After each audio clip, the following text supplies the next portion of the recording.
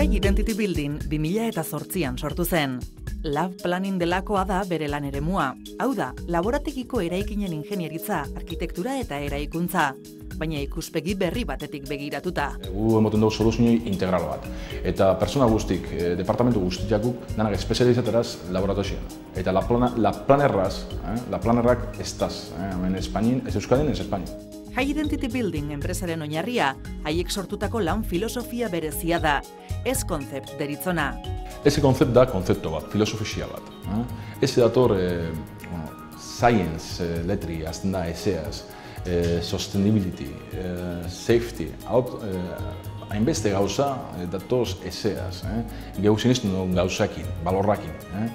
Asterizkune dugu esan multiplikazioi, ze gutzako alianzak oso importanti dira. Eta atzanengo gauzire konzeptu.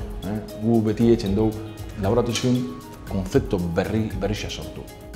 Iraunkortasunarekiko konpromisoa da High Identity Building bereizten duen ezaugarri nagusia. Eta kontzeptu hau, enpresak ematen dituen aurrera pauso guztietan azaltzen da. Barrutik kanpoa, lelin alaut esaten duena.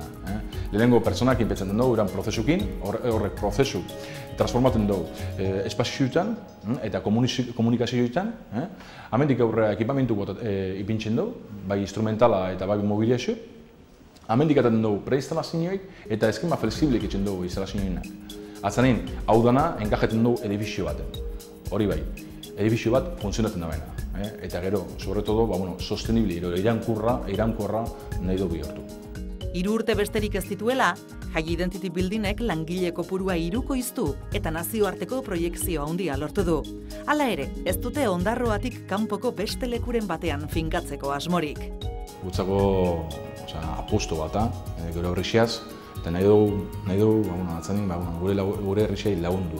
Genera bigarago, enplegu, genera bigarago atzanin biharra, nahi xerugu hemen gehatzi eta ez beste toki baten lagati. Hau de gure apostu. Arrakastaren gainetik, High Identity Buildingen hasiera ez da bat ere xamurra izan. Horregatik, behazen laguntzaz baliatu dira, eta gaur egun ere, erakunde horrekin lan egiten jarraitzen dute. Behazen laguntzi izan zen fundamentala. Han egon da, diputazioei. Ez bakarrik diru moten, baizik problema tekniku dugunin, beti ipinizku lagunak edo album laguntzeko. Eta, sobre todo, emozionalki, oso horre gondi beti. High Identity Building da, ideia batek ekintzaileen esku har dezakeen indarraren erakusgarria. Ekintzaileak bai, baina bokazioz.